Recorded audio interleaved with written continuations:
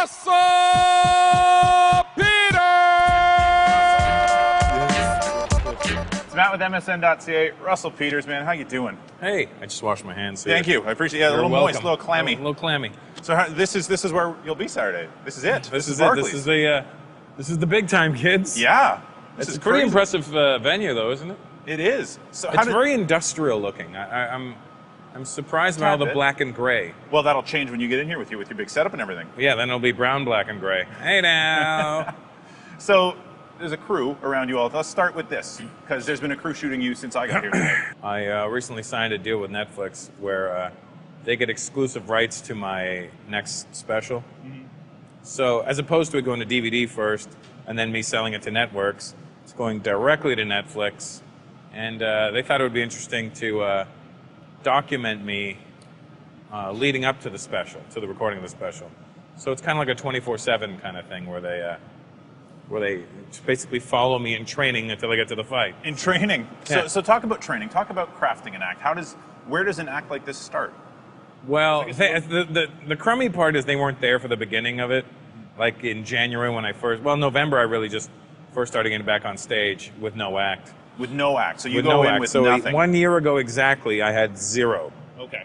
And now we've got an hour and a half. So where does it start? Are you going to the Laugh Factory in LA? Are you doing stuff with friends? Like how does I think the first time back on stage was where was it? It was in Arizona. It was in Phoenix at Stand Up Live, and I literally had nothing. So you're just riffing on the crowd. That's all I could do is riff on the crowd. And taking stuff from what they say and yeah, just it in your head? Things that people would say, things that I would think of on the spot or what have you, and then I would take that, and then I came to New York and did Caroline's for a week. Again, 10 minute sets, little things. No, I was headlining the week. It was me meandering through, going into survival mode. Stand up is like boxing, so when you're in a situation that's unfamiliar or dangerous for you, you immediately go into survival mode, and you can throw a dangerous right hand, but it's not guaranteed. You know what I mean? Right. So it's that situation, and now. When I started touring with the show, it was in March. And again, it was still so new. The act was only 3 months old at that point. And it wasn't polished or ready yet even. But now it's in a good place. And I'm quite happy with it right now. Right, and so this will be like the big test run. The DVD, you said you're going to shoot it in... We're going to shoot the DVD in Australia in March. In Australia? I like how you're going around the world to shoot these DVDs. Yeah, well, that's the thing. I mean, anybody can just go to one place and shoot it there every time, but what's the point of that?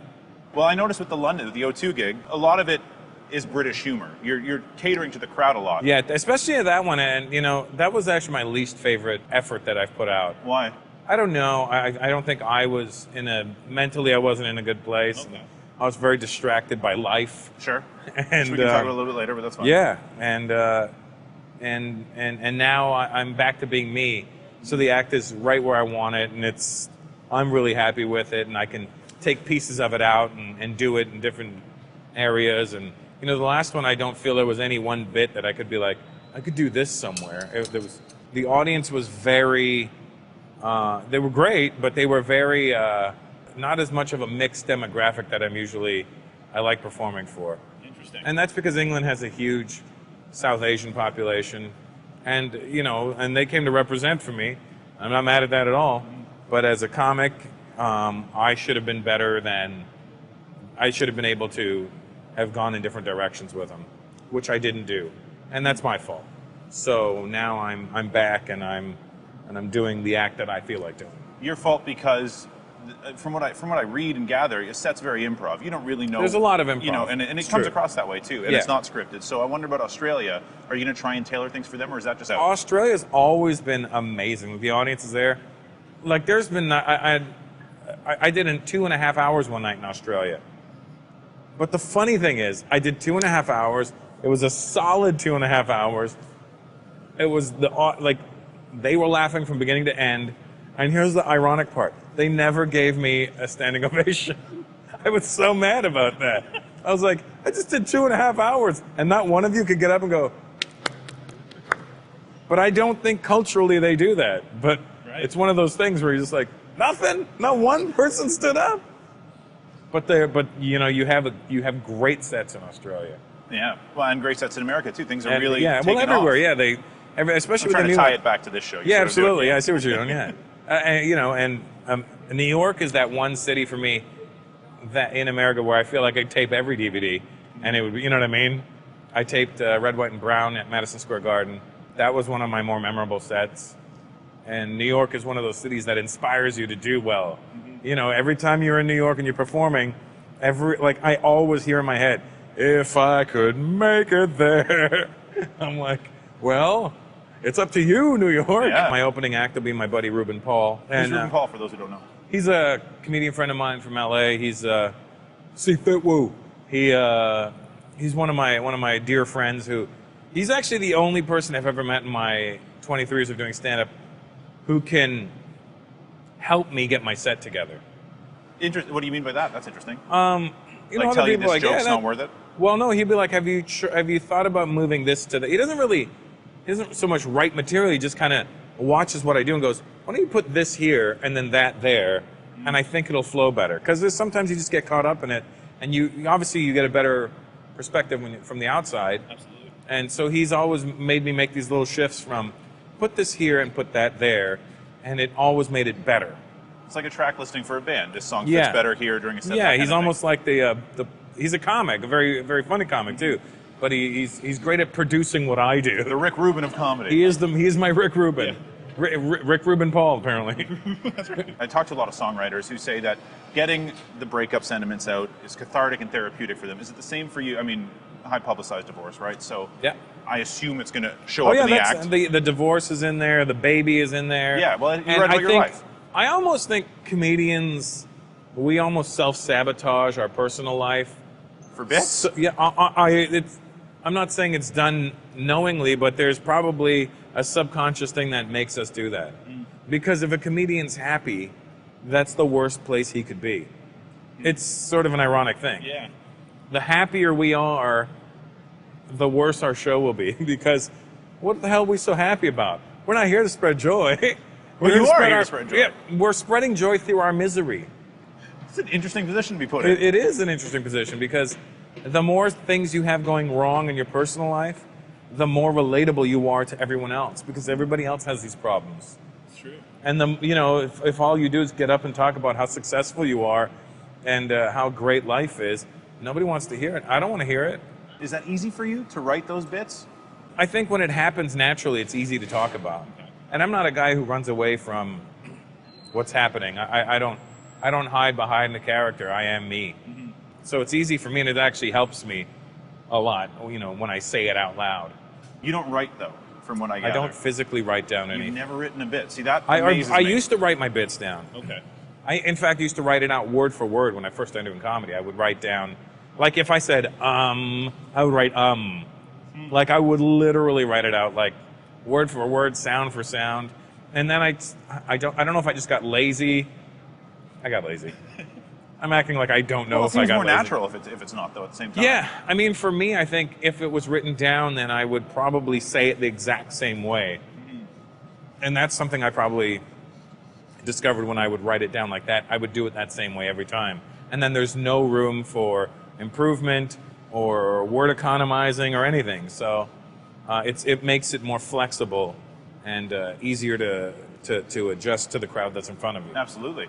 Can't remember what interview I was watching, but you were talking about almost needing to do ethnic jokes because that's your thing. People come to see them, right. So you have to do it. Is there a pressure for you to add that? Is that something you think, or do those jokes just come to you and you're just like, well, that's... Well, they come to me. Number one, they come to me. And then there is a bit of a pressure to maintain that flavor of comedy in that, your fans are coming to hear a specific style of comedy. And I don't need to make my whole act about that anymore, but it needs to be in there. Anymore. So it used to be. You used to feel like I never felt like I had to. It's just what I did. That's what you and did. then, as a comic, as an artist, you grow and you got to keep going too. I mean, that's not all I think about. And I could do an entire set of not talking about any cultures or races, and it would still be funny, but would it separate me from the herd anymore? No, I would just blend in. And that's not what I want to do. I want to stand out, and I need to do what is notoriously me. Hence the name of the tour, Notorious. Is it anything with Biggie as well, or no? It is with Biggie. So there's a hip-hop reference. There is a hip-hop reference. It's Brooklyn. Biggie's 15-year anniversary, death anniversary. I knew I was playing Brooklyn, And I was like, that's it. And Biggie's my favorite MC of all time. Is he? Sorry, Mel. Sorry, Ace. Sorry, Craig. Sorry, all the rappers that I'm friends with. But Biggie was my guy. What was it about Biggie that you related to? I don't know what it was about Biggie. I just, you look at Biggie and he had everything stacked against him as far as success goes, especially at that time. He wasn't a good-looking fella. He wasn't a svelte guy. He took it, flipped it, and made it him. And I don't know, I sort of felt like his way of telling stories and the details he would tell in the story that would end up calling back later on in the stories. There's songs where if you listen to the lyrics in today's agenda, I got the suitcase up in the center.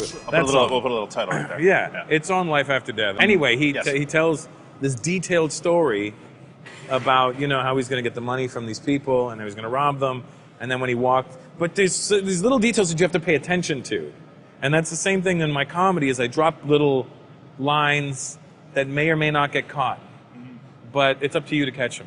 And you're doing all this without writing it down. So you're just That's hoping right. they come back later when you veer off on a tangent somewhere. Yeah, there's callbacks, and then with me, there's a lot of incidental callbacks. I can't think of anyone else who's done this at your scale globally.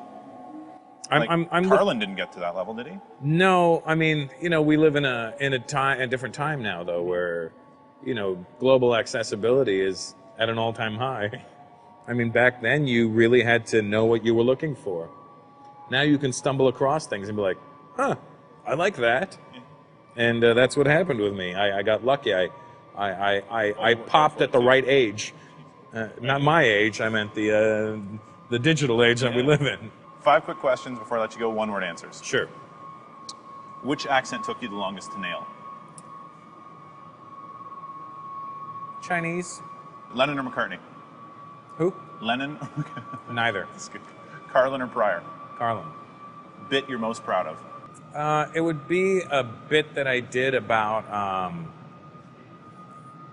white people getting offended on behalf of other people. That's good. And in 1 word, Russell Peters. Real.